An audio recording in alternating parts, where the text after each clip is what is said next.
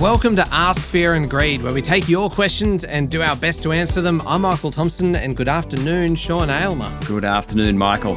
I love today's question, Sean. It has come from Locky on Facebook, and you can go to Facebook or Instagram or LinkedIn, any of the social media platforms, or to our website, fearandgreed.com.au, to send your question in. Locky says, though, how do we expect the goings-on in international trade to affect the average Australian? Should middle-class punters that hold a job and have a mortgage expect big changes given all of the action in the US? And Sean, I can just tell by the look on your face that there is not a very straightforward, easy answer. We're not getting out of here in under 2 minutes. That's correct. I think the short answer, Locky, is no, don't worry about it too much. Oh, that was quick. I know. Thanks very much for joining. No, please. There's more to it than that, right? There is, but we in the media make a big thing of it. But at the end of the day, let's think about it. So if you think about this strategically, why is Donald Trump doing this? A lot of the stuff isn't about what he's doing on the economy and inflation and how that'll feed through to Australia. A lot of it's about, trying to reduce the supply of drugs, migration, those sorts of issues. He's also the retaliatory tariffs. That's kind of level playing field stuff for him. Whether a country has a trade surplus. He doesn't like countries with a trade surplus. We actually have a trade deficit with the US. We buy more stuff from them than they buy from us. So that's kind of good. There's a bunch of things like he's trying to boost the US steel sector. That could hurt some of our guys, although One Steel, our big producer, actually is in Ohio. So that might actually benefit from that. He's also trying to raise more money through taxes and stuff like that. So if you think of those things as the reasons he's doing it, that shouldn't hurt Australia too much, because on most of those, we're on the positive side. So he's certainly not going to target us like he's targeted Canada, Mexico, EU, China. However, we might, in the scheme of things, be collateral damage if the global economy slows. I was going to ask you about that then, in terms of, because a lot of the talk when the tariffs were first being announced was the potential for it to have an inflationary effect globally, and Australia would not necessarily be immune to that. Yeah, so what's interesting, about 15% of the stuff that Americans buy is imported. So that means 85% is locally made. So in some certain areas, and you'll see some, fruits and stuff like that, prices will go through the roof. But across the board, it's not like there's going to be these wholesale massive price increases in the US. Yeah. So does that mean there's lots of global inflation? If other economies say, well, the US is doing this, we're going to go right back at you. And so all the products they buy out of the US gets a 25% tariff, 15% tariff. I mean, obviously the general level of prices does rise. And I think if, we won't see that for 2 to 3 years.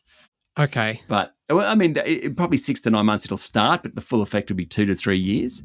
So it's really quite delayed. Yeah, definitely. Because by the time you make orders and you pay the bill and it's even what Donald Trump's talking about, we don't know how that's going to be implemented yet.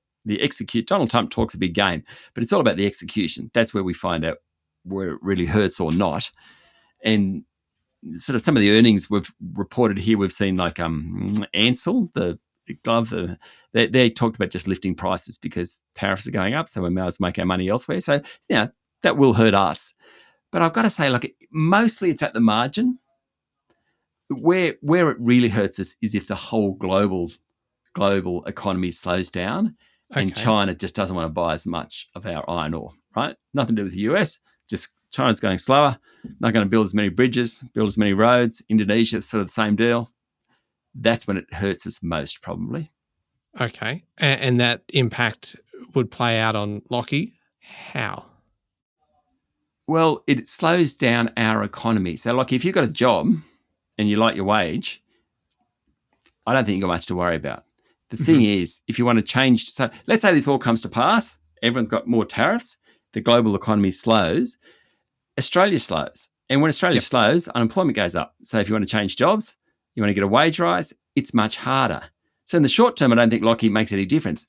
12 months, 2 years, it is possible that the unemployment rate isn't 4%, it's 5 or 6%.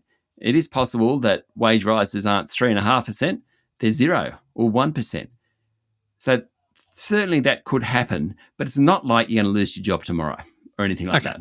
All right. So Locky can kind of sleep easy for the next 6 to 9 months and then start to get a little bit more anxious overnight then. Yeah, and it just depends on what happens to the global economy more than what Donald Trump says.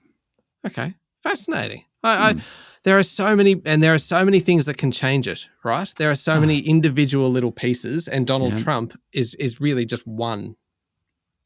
Yeah, I think what Donald Trump does, more so than the rules, he's changing.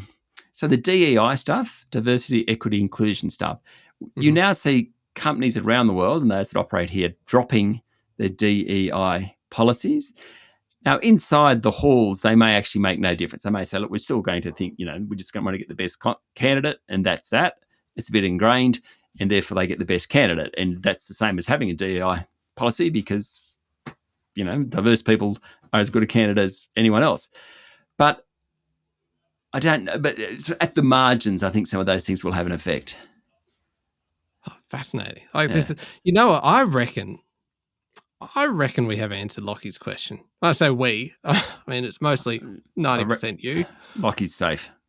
Yeah, you're all right, Locky. Don't stress too much at this point. But thank you very much for the question, and thank you, Sean, for answering it. Thanks, Michael. Thanks, Locky. Remember, if you've got something that you would like to know, then please send through your question on LinkedIn, Instagram, Facebook, like Locky did, or head to fearandgreed.com.au and send it via an email through the website. I'm Michael Thompson, and this is Ask Fear and Greed.